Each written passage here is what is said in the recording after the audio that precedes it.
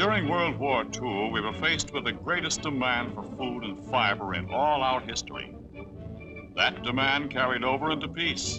We had good weather and bumper crops during the war. Good weather and bumper crops during the first year of peace. Top production in agriculture, from Maine to California, from the Dakotas to Louisiana.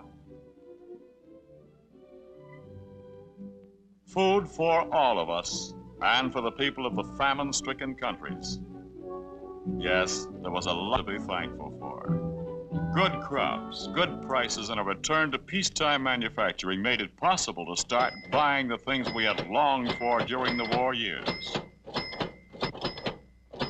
Good crops and good prices made it possible for some of us to repair the building, others to buy some of the new electrical gadgets science developed.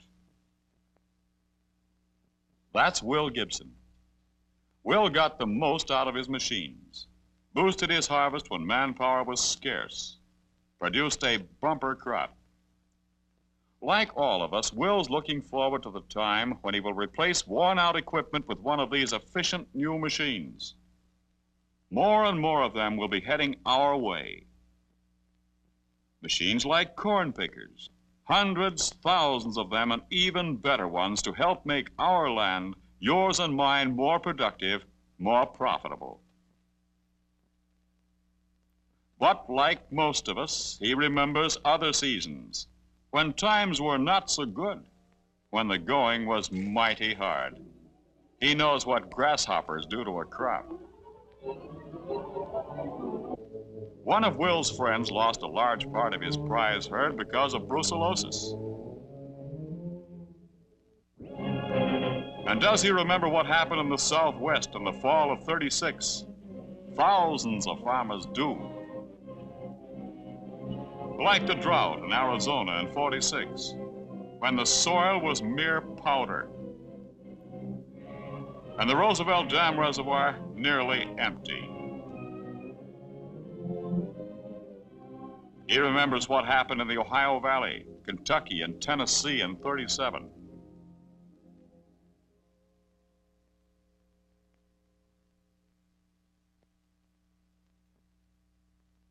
Like most of us, he recalls the unstable agricultural economic conditions after the First World War.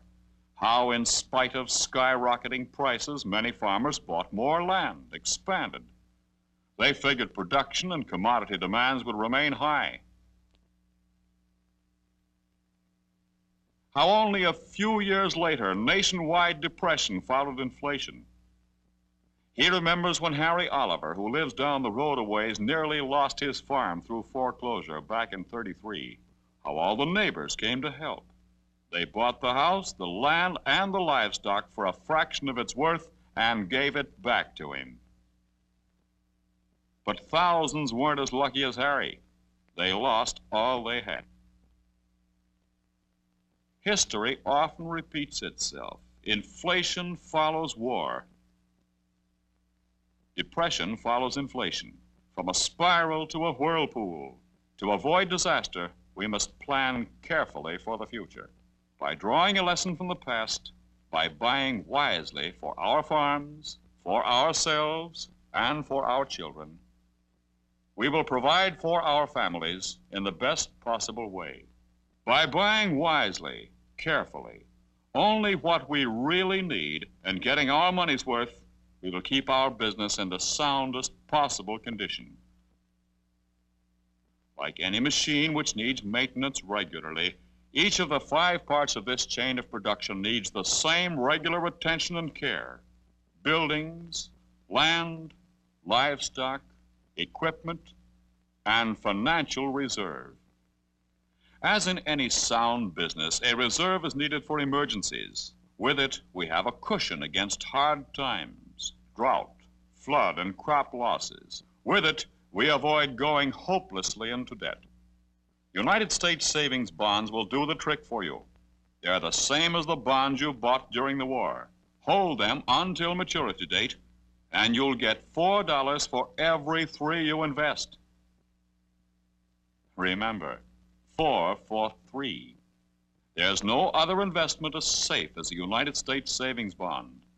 And when held to maturity, the interest rate is the highest offered by the Treasury. Of course, if you should really get hard-pressed, why, you can cash a bond at your bank just like a check. These bonds have guaranteed redemption values. You'll never get less than you paid out for them. They increase in value each year you hold them. So, you see, you really ought to buy all you can and keep them to protect your farm and your family against any emergency. Now, be honest with yourself. What if there's an emergency at your house? Are you prepared for it? Are you prepared to hold on if bad times set in? Have you done everything you can to protect the future of your family, of your children? Have you done everything you can to give them a secure, happy future? Well, over at the Gibsons, they're going to buy all the bonds they can and hold them. And that strikes me as a mighty good idea. Yes, sir.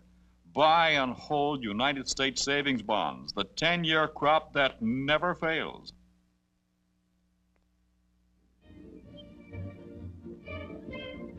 Because we've got to protect these young folks. They must not fail.